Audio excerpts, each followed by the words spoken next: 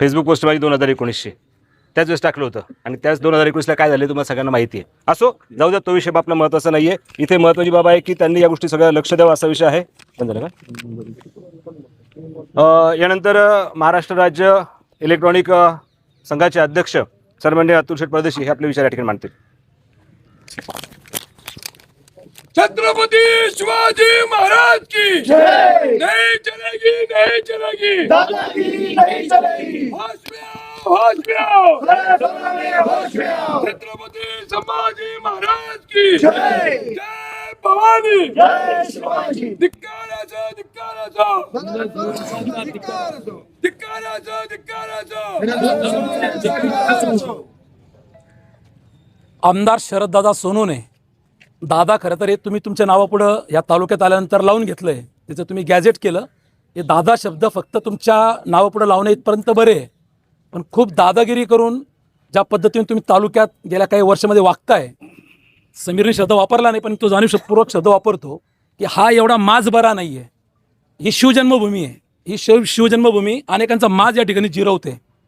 2014ला आपण जेव्हा पहिल्यांदा आमदार झालात त्या तालुक्याने आपल्याला ज्या पद्धतीने आपण लोकांच्या सुखदुःखात गेलात, लोकांच्या दशक्रियात गेलात, तर आम्ही सगळे पत्रकार किंवा तालुक्यातले अनेक लोक आजही म्हणतात की तुम्ही दशपिंडाचे आमदार होता. 2019ला ह्या 5 वर्षात 14 ते 19 जर तुमचा कालखंड पाहिला तर ह्या दरम्यान तुमच्या डोक्यात परत जी हवा गेली तेव्हाही तुम्ही अनेक पत्रकारांचा पाय उतारा केलेला आहे. अनेक वेळा तुम्ही वेगवेगळ्या माध्यमातून त्यांच्याशी बोललेला आहात. तुम्ही सर्वसामान्यांनी त्याच पद्धतीने बोलतात. यामुळे तुम्हाला 2019ला जनतेने जागा दाखवली, तुम्ही घरी बसलात. तुमचा शब्द 2014ला निवडून आल्यावर होता की जब तक सूरज चांद रहेगा शरद सोनवणे का नाम रहेगा. अरे इंदिरा गांधीही पडल्या, तुम्ही किस खेतकी मुली आहे. त्यामुळं तुमचा माज लोकांनी 19ला उतरवला. 24ला तुम्ही आलात, काय राजकीय परिस्थिती होती सगळ्यांना माहिती आहे. आलात तर त्याचा उपभोग घ्या, तालुक्याचं कल्याण करा. आज तालुक्यात फिरता येत नाही, तालुक्यातली परिस्थिती काय.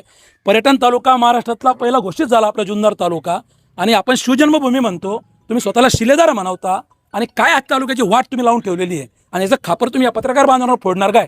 तुम्ही सांगतात की हे टोळी आहे यूट्यूबर्स. अरे आजच्या या निषेध मोर्चामध्ये तुम्ही पाहिलं, ज्येष्ठ पत्रकार आंबेगावमधून आमचे मित्र डी के वळसे पाटील आलेत, सचिनजी कांकरे आलेत, संतोष भाऊ आहेत, त्याच्यानंतर अशोक आहेत, सगळेच आनंद कांबळे सर आहेत, सगळे ज्येष्ठ या ठिकाणी उपस्थित आहेत. कोणती लोक तुम्हाला पाहिजे, कसे पत्रकार तुम्हाला पाहिजे, आणि पत्रकार कोण हे ठरवणारे तुम्ही कोण. तुमच्या खाली जी आता आग लागलेली आहे ती का लागली की हे पत्रकार तुम्हाला स्पेस देत नाही आहे, तुम्हाला बातमीला त्या ठिकाणी जागा देत नाही आहे, त्याच्यामुळे तुम्हाला आग लागली. याच्याच कारणाने तुम्हाला रात्री स्वतःचा व्हिडिओ फेसबुकला टाकावा लागला, तुमच्या यूट्यूबला टाकावा लागला. म्हणजे सोशल मीडिया जो काही आहे, मग तो यूट्यूब असेल, फेसबुक असेल, इन्स्टा असेल, याचा वापर तुम्ही तुमच्या सोयीनुसार करताय. आणि जेव्हा जनतेच्या प्रश्नासाठी हे सगळे लोक येऊन बातमीदारी करता, त्याला तुम्ही टोळी म्हणणार, त्याला तुम्ही नाव ठेवणार. अरे तुम्ही काय धमकी देताय. 15 तारखेनंतर सुरेश वाणीला बघून घेते. सुरेश वाणी तुम्हाला आज जाहीर सांगतो, सुरेश वाणीच्या केसला जरी धक्का लावून दाखवला ना, तुमच्या गाठ आमच्या सगळ्यांशी आहे. तुम्ही काय सांगताय. या धमक्या देणं पोकळ बंद करा. जो गरजते शरद सोनवणे वो बरसते नाही आहे. आणि तुमच्यात खरंच बरसण्याची हिंमत असेल तर तसंही तुम्ही आम्हाला सांगा. सहनशीलतेचा एक अंत असतो, आमच्या सहनशीलतेचा अंत पाहू नका, तुम्हाला आम्ही अनेक वेळा सांगतो. आणि तुमचे जे चाटुगिरी करणारे सोशल मीडियावरचे जे पेरलेले, ज्यांना तुम्ही पैसे देतात, तुम्ही या पत्रकारांना सांगतात की हे पाकिटं घेतात म्हणून. पत्रकार हा घरावर तुळशीपत्र ठेवून काम करतो. ऊन वारा पाऊस कशाची तमा बाळगत नाही. मग ते मराठा आंदोलन असो, कुठं चोरी असो, कुठं दरोडा असो, कुठं बलात्कार असो, प्रत्येक घटना प्रामाणिकपणे 365 दिवस हा पत्रकार घरावर तुळशीपत्र ठेवून करत असतो. त्याला काही शासन पगार देत नाही. मग तुम्ही काय जागीरदार आहे का. ह्या तालुक्याचा सातबारा तुमच्या नावावर झालेला आहे. कशापाई तुम्ही या पद्धतीने पत्रकारांना बोलताय आणि किती दिवस तुमची मगरुरी सहन करायची. अनेक वेळा तुमचे सगळे शब्दप्रयोग आम्ही ऐकलेले आहे. याच्या पुढे कुठलाही असा शब्दप्रयोग खपून घेतला जाणार नाही. आणि तुम्ही म्हणतात ना की हे यूट्यूबर्स आहे, यांना पत्रकार लावून येण्याचा अधिकार नाही. ज्या वेळेला तुम्ही या सुरेश वाणीबद्दल बोललात ना की सुरेश वाणी असं, सुरेश वाणी तसं, त्यावेळेला ज्या ज्या इलेक्ट्रॉनिक माध्यमांनी बातम्या लावल्या, मी नाव घेऊन सांगेल, त्या TV9 असेल, साम असेल, ज्या ज्या माध्यमांनी बातम्या लावल्या डी के साहेब, त्या प्रत्येकाने त्या ठिकाणी उल्लेख केला आहे की पत्रकार सुरेश वाणी. त्यात कोणी म्हटलं नाही यूट्यूबर्स म्हणून. तुम्ही कोण ठरवणार आहे की हे यूट्यूबर्स बोगस आहे म्हणून. अरे आम्ही जरा बोगस असू, जिल्हाधिकारी बसलेले आहेत ना, यंत्रणा बसलीत ना, तुम्हाला कोणी अधिकार दिला. त्यामुळे तुमची ही शानपणाची जी काही दडपशाही तुम्ही या तालुक्यात प्रत्येकावरती राबवताय, त्या ठिकाणी दाखवताय, ही बंद करा.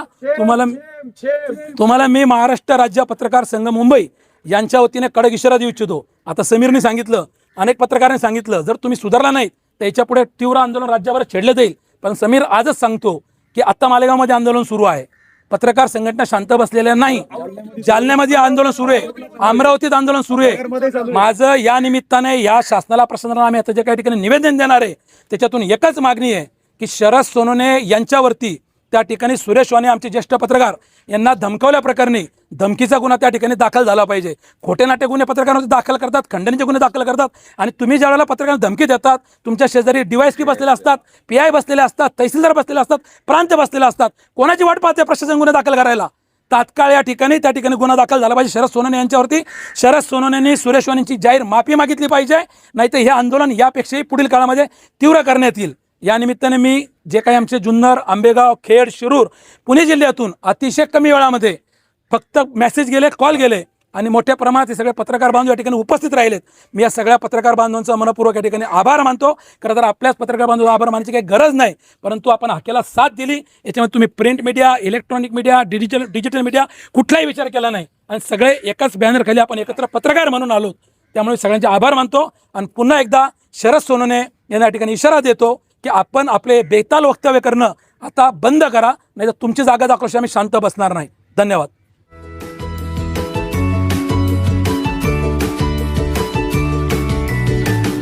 बातम्या शेतीच्या, बातम्या मातीच्या, बातम्या अन्यायाच्या, गुन्हेगारीच्या,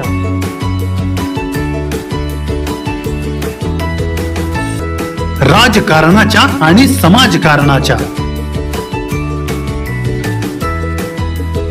शोषणाविरुद्ध बुलंद आवाज, जनसामान्यांच्या हुंकाराची गाज, सत्कार्याला प्रोत्साहन,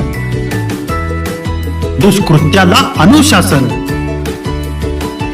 निर्भीड, निस्पृह, सडेतोड, बेधडक आणि रोखटोक म्हणजेच विघ्नहर टाइम्स. शोध बातमीचा, ध्यास सत्याचा. आपलं चॅनल, आपली बातमी. सबस्क्राईब तर कराच, पण बेल आयकॉनवर क्लिक करायलाही विसरू नका.